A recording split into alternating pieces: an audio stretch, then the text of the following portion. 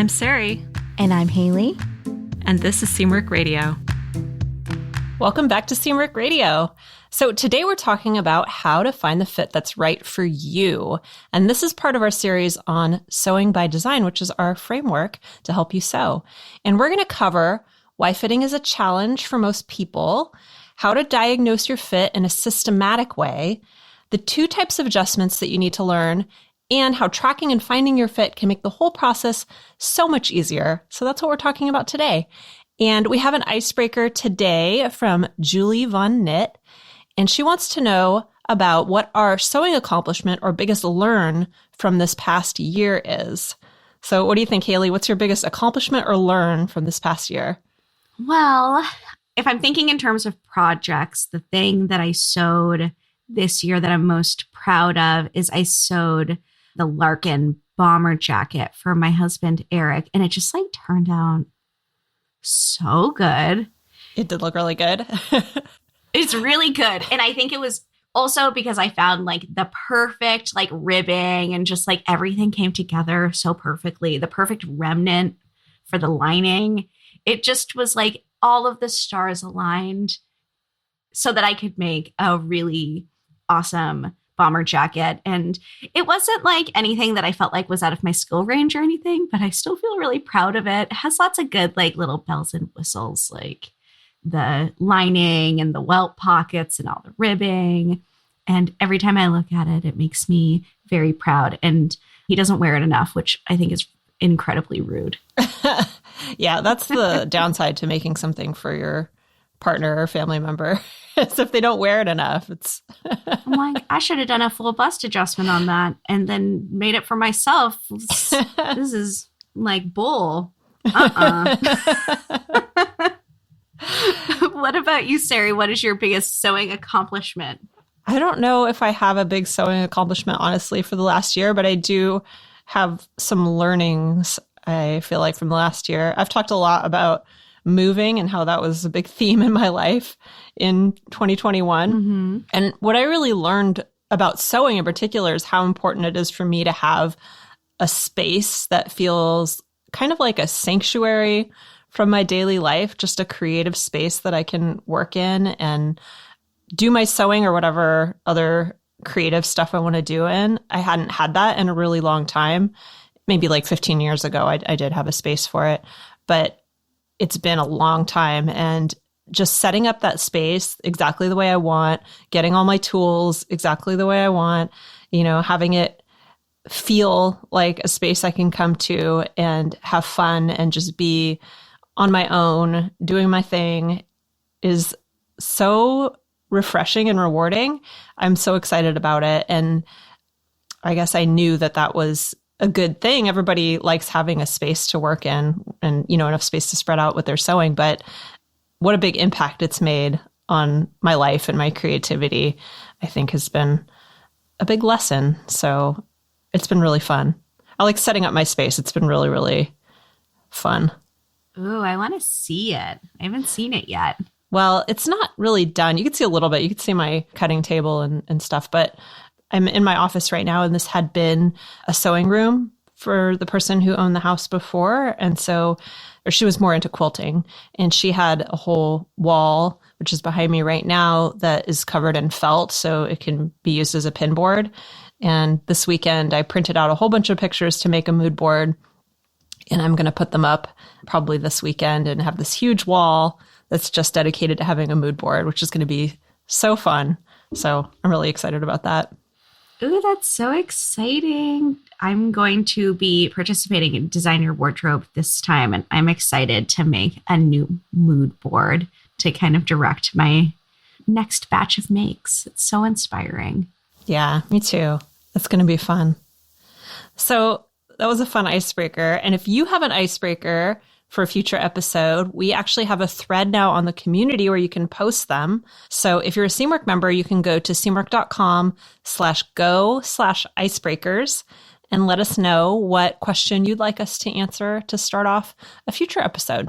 And we're going to get into the topic for today. So for the last few weeks, we've been sharing our Sewing by Design framework for thinking about your sewing journey and what that might look like. And last week, we covered design your wardrobe, which we just mentioned, which is the process of actually designing what you want to sew and planning for that.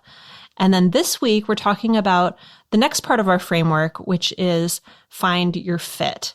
And I just want to remind everybody, this isn't necessarily a linear process. These are more components that go into your sewing journey. It's not necessarily in the order in which you might approach these. It really depends on you as an individual. But finding your fit is one of the things that a lot of people both struggle with and are really motivated by when it comes to sewing. It's one of the main reasons I think people learn to sew. Not everybody, but for a lot of people. But it's also hard. It's a challenge and it's a motivation at the same time. And I think what makes it so hard is what we think of as the individuality issue, which is that everyone's body is different. And that is what makes it hard. And that might seem obvious, but when it comes to clothing, we're so used to just going into a store, choosing our size, buying something off the rack. Maybe it fits, maybe it doesn't quite fit, maybe it's good enough. With sewing, you really have the opportunity to custom tailor your clothing to your body, which creates a lot of options, but also a lot of problems to solve. And, that can be daunting sometimes. So figuring out those components about what makes you unique is a big part of the challenge when it comes to fit. So Haley, what are your consistent fit challenges? What are the things that you see over and over again in your sewing? Oh, yeah. Well, I think that my challenges all kind of come from a place of that I'm like a fairly like petite person with small bones, but I'm like very curvy. I have to build a lot of extra shaping or room in various areas, like my bust and my hip and bums and my thighs. My thighs are are like my number one fitting challenge, to be totally honest. So that's always a challenge for me. And then on top of that, I'm short. So I don't have as much like vertical length to make all of those changes. So I have to make a dramatic change from bust to waist in a very short span.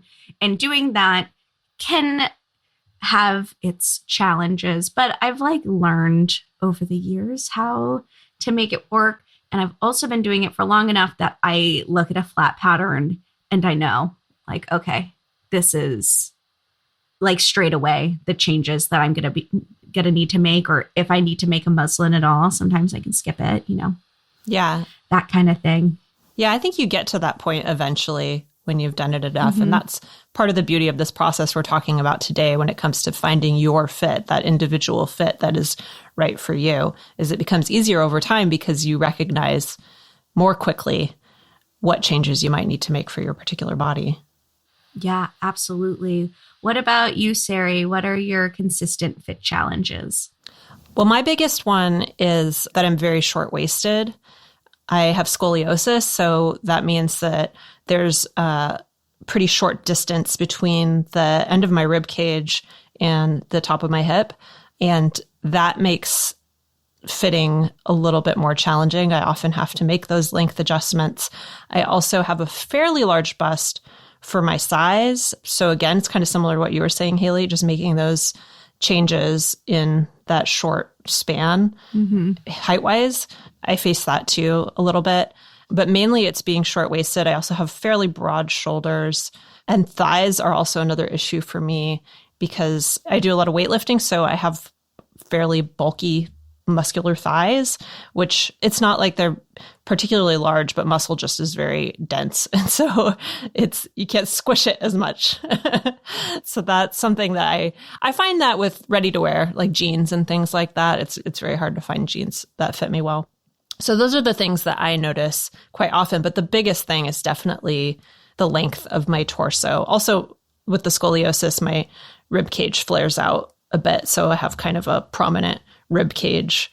And sometimes, depending on what you're making, that can have an effect. If you're making something that's very tight around the waist or tight around the torso, that can be an issue too. So those are the kinds of things that I am used to seeing. I think the other thing that makes fit a challenge for people is just that bodies change over time.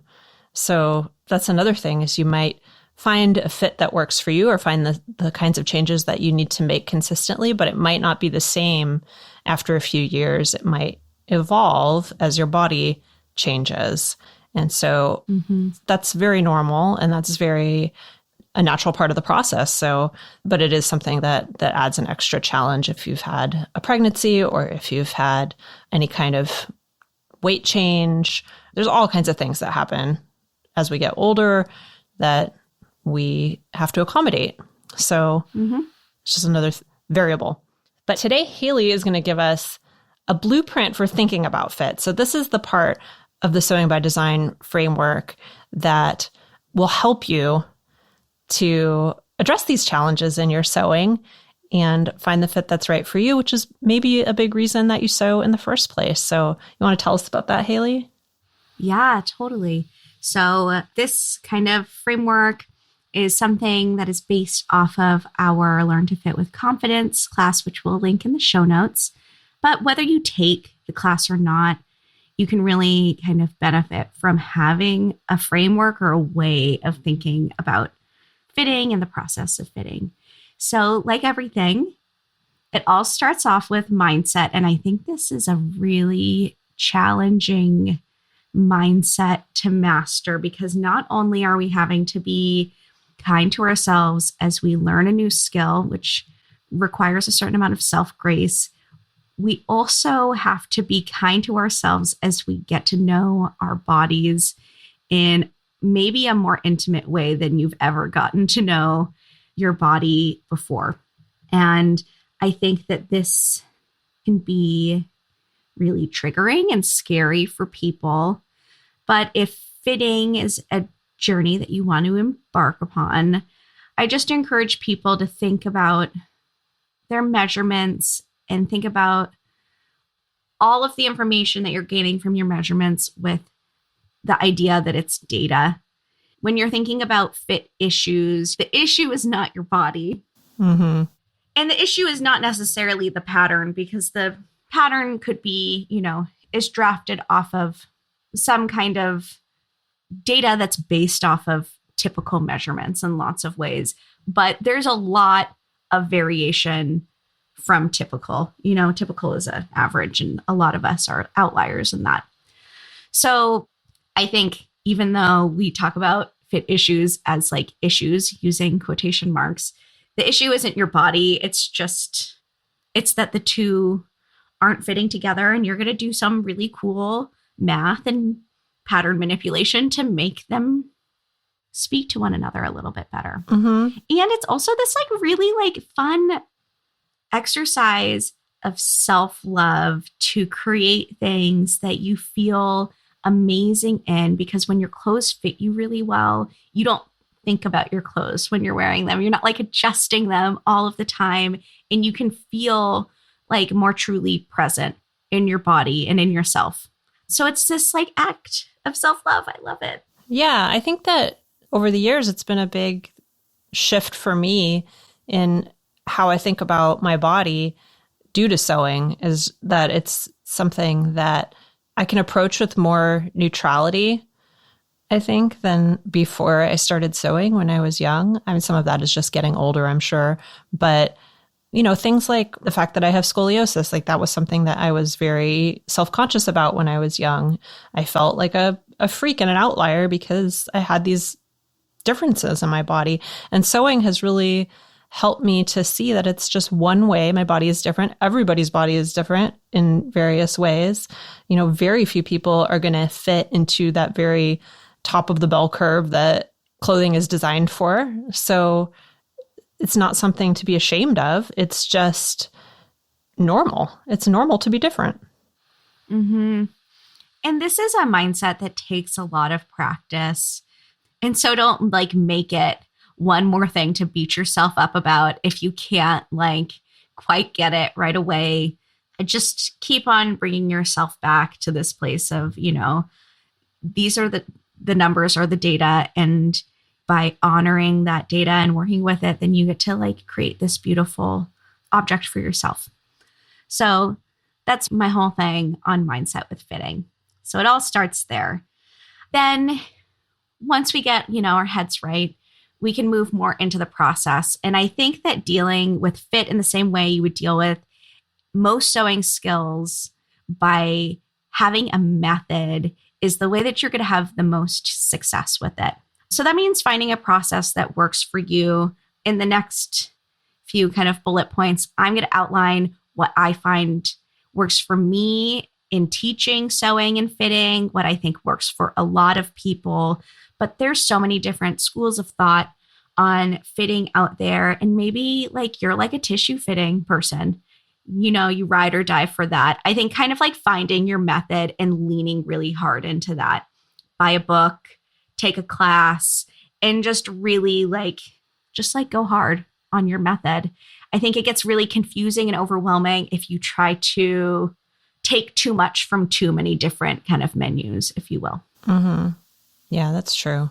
So in the way that I like to teach fit and the way I like to approach fit is to start by making a muslin. You're not going to know a whole lot beyond measurements and what size works for this from the size chart until you make a muslin. If you want a lot of information, that's the best place to turn. And making a muslin allows us to analyze the fit in a deeper way. But muslins are kind of polarizing for people. They take a lot of time. And so I think it's a step that people are eager to skip when possible. Sarai, what's your relationship with muslins? That's a good question. I feel like with muslins, it really depends on the garment that I'm making. So I've been sewing for a really, really long time. And I sort of what we were talking about with just noticing pretty much immediately what kind of fit changes you might need to make. Along with that, I can sort of see whether something's going to need a muslin to know whether it's going to fit me or not. And there are certain things that I will pretty much always make a muslin for. Pants are one of them. I mean, unless it's like an elastic waist, pajama pant type thing, then that's probably going to fit fine. But if it's not a loose fitting pair of elastic waist pants, I will definitely make a muslin for pants because pants in particular just have a lot of stuff going on. So that's something that I'll always do. More fitted garments generally take a muslin. And a muslin could even be a partial muslin. It could just be the bodice, for example. Just a quick mock-up, see how it looks, see what adjustments need to be made. Doesn't have to be a big deal. I'll occasionally do like a wearable muslin, which, if you're not familiar with that term, is just kind of a practice garment that maybe you can wear if it turns out right. And if it doesn't, no harm, no foul. You don't have to keep it. So I'll do that occasionally. It's nice if you're making something and maybe you can use it for loungewear or, find some other use for it. I'll do that sometimes. Most of my sewing, I would say, is pretty simple garments that don't require a muslin. But when I'm making those special garments that are going to require a little bit more fitting or that I'm going to put a lot more work into, then I'll take the time. Because if you're already putting a lot of work into it and a lot of thought into it, then why not take the time and make it just the way you want to make it? Yeah, totally. You think about like a jacket, for instance, that you project is going to take you, 18 hours to sew. Why would you not spend the extra 2 hours to make a muslin and make your pattern adjustments? It feels a little different sometimes if you're like, I'm making a t-shirt that is going to take me an hour to make and has a forgiving fit. Maybe it isn't worth it in that case. But I recommend to people that when they're starting out on their fitting journey, that you should be making more muslins than you're not making muslins, if that makes sense. Most of your projects, you should just make it a habit to make muslins for, not because you necessarily need to or that you don't trust the fit, but because you're going to learn a lot from observing the changes you need to make. And I'm going to get a little bit more into that like tracking phase a little bit later. But finding your fit always starts with making a muslin. And from there, you can diagnose your fit. And I like to tell people that kind of like if you've ever taken a drawing class, they always tell you to draw what you see, like not what your brain thinks you see. You have to draw what you see. It's the same with fitting. You need to fit what you see. And the way that you fit what you see is by reading the wrinkles. There's two types of wrinkles. There's tight wrinkles, which show pulling and strain on a garment. And then there's loose wrinkles, which show that there's an excess of room in a garment. And the direction that those wrinkles are pointing tells us where we need more or less room. And that kind of leads us into the two core categories of adjustments are length and width adjustments, in which you are adding length to a garment across the entirety of it. And that doesn't mean just like, making the skirt longer. Mm-hmm. It's all about the location where you're adding that width. So maybe the fullest part of your bum is a little bit higher than the pattern intends for. And so you need to shorten the length between the waist and your full hip.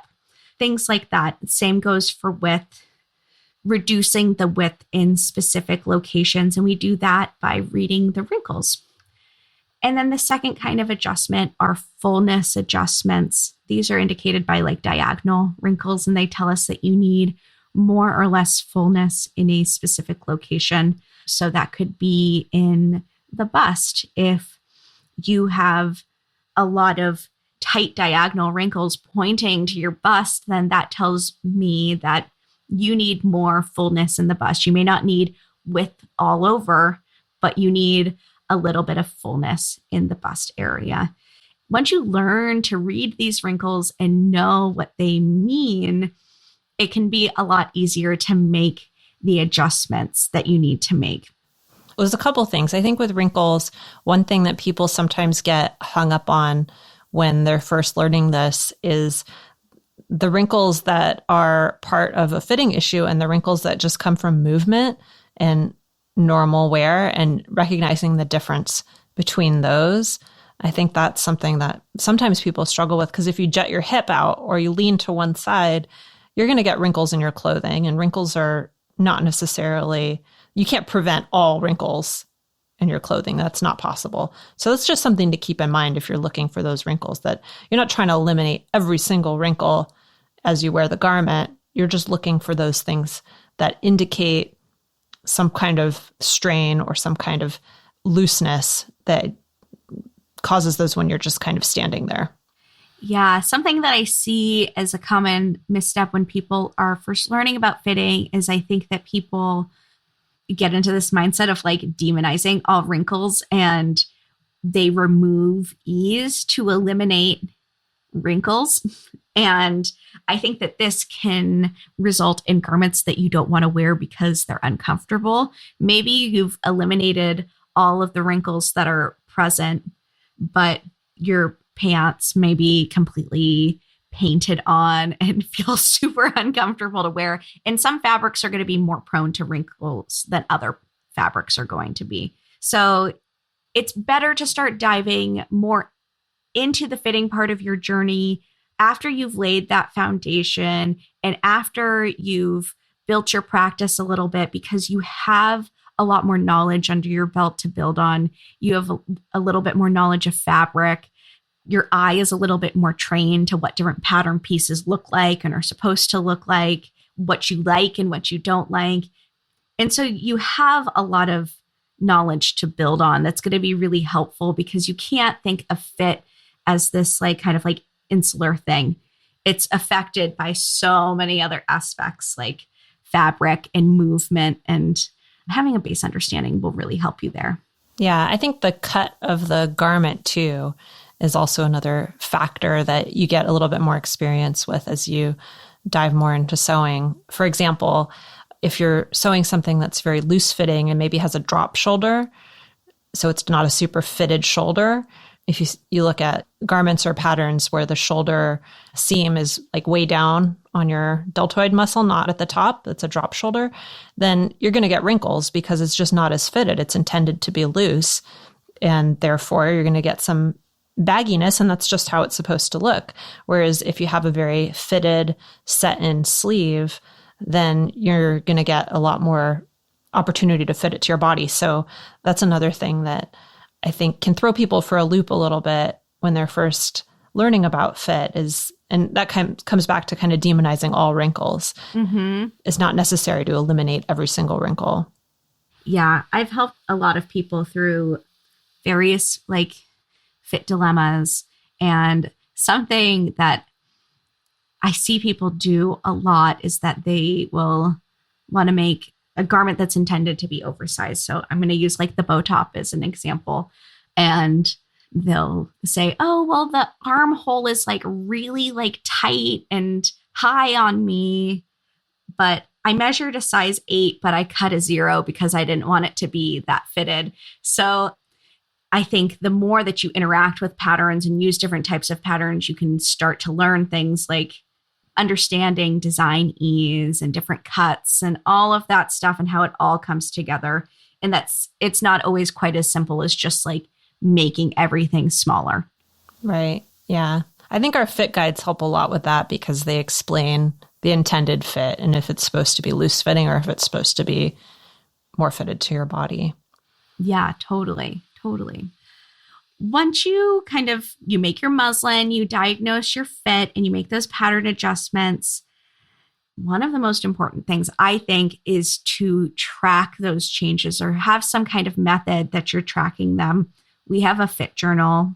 It's a free downloadable. We'll link it in the show notes, which I find is like really helpful for tracking changes.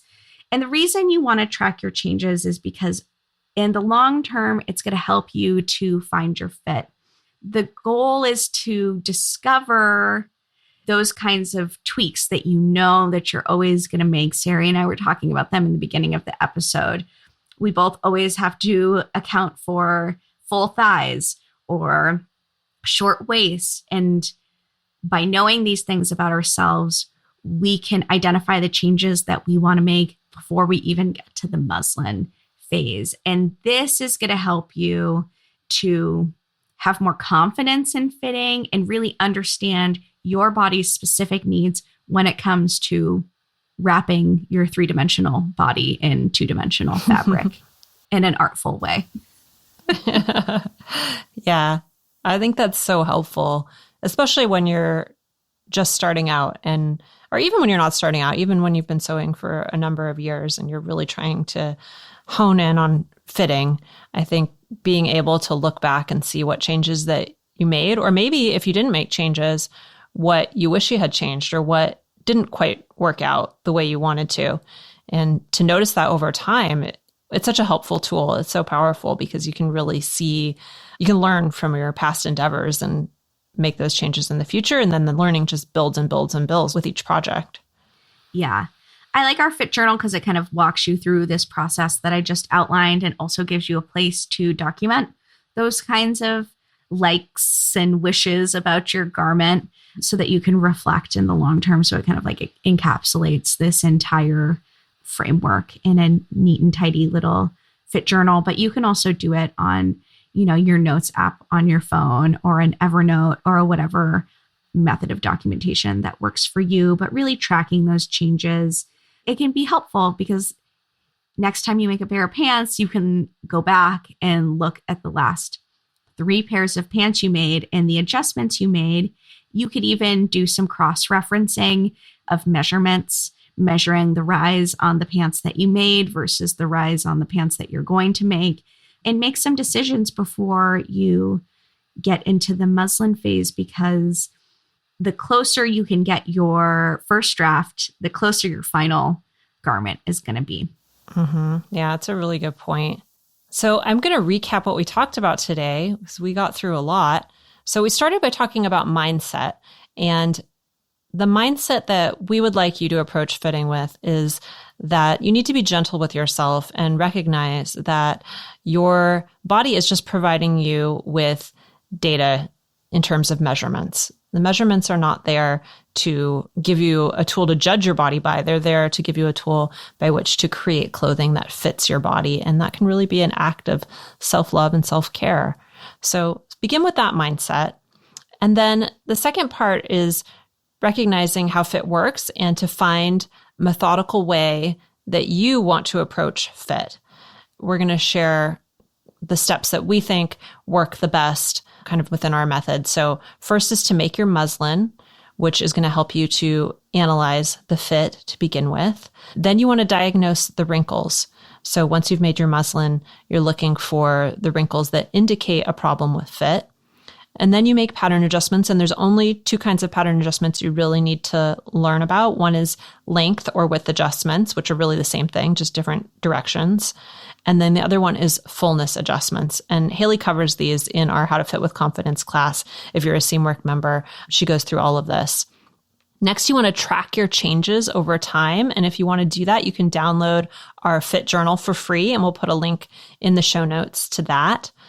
And that will help you to find your fit. And that's kind of the final goal of this whole process, which is to find those few tweaks that you can just have and know how to do very easily and kind of always have in your back pocket when you need them. So that's the fitting process that we recommend as part of our Sewing by Design framework. And I think it'll really help you to approach fitting in a way that is systematic and not as intimidating. Because I think one of the things that is really intimidating about fit is just starting from scratch every single time that you make a project and thinking about all the millions of things that you could change about it and which one do I need? And if I change this, it's going to change that. And having those few things that you know you often need to do goes, 90% of the way towards getting the fit that you want in the end. So if you want to get that fit journal, we'll put a link to the show notes. We'll also put a link to the How to Fit with Confidence class, which Haley teaches and which goes over all of this. And if you liked this episode, please leave us a review. We would really appreciate it on Apple Podcasts or Spotify or wherever you listen to this podcast. We would love it. We have one today we want to share from Lola Jett. She said, good stories and genuine conversation in interviews. But then she has a little bit of critique for us. She says, could do with less use of like, and sometimes it's hard to listen to because of that. We do say like a lot. Haley and I are both from Southern California, if you guys didn't pick up on that. So that is our verbal tick of choice. Yeah. Sorry. But thank you for the review, Lola Jett. We will take that into consideration as much as we can. For sure. And we would super appreciate if you leave us a review. We would love to hear from you, and we may read it on a future show. So with that, we're going to sign off for today. I'm Sarai. And I'm Haley. And this is Seamwork Radio. Seamwork Radio is brought to you by the team at Seamwork. Seamwork's an online community that supports you in creating a wardrobe that feels right for you. When you join us at Seamwork, you become part of our private community of makers, and you also get access to monthly sew-along classes, a library of over 200 sewing patterns, and tons of great resources to help guide you through the sewing adventure that you choose. Podcast listeners can get half off a Seamwork Unlimited membership, which means you can download as many of those 200 plus patterns as you want at any time, and our community will be there to guide and support you. If you'd like to join us for half off, just visit seamwork.com/go/podcast50. You can also find us on Instagram at Seamwork or visit our YouTube channel, which is called Seamwork Video. We love hearing from you, so let us know if there's a topic or a personal story that you'd like us to cover. Thanks for listening to Seamwork Radio.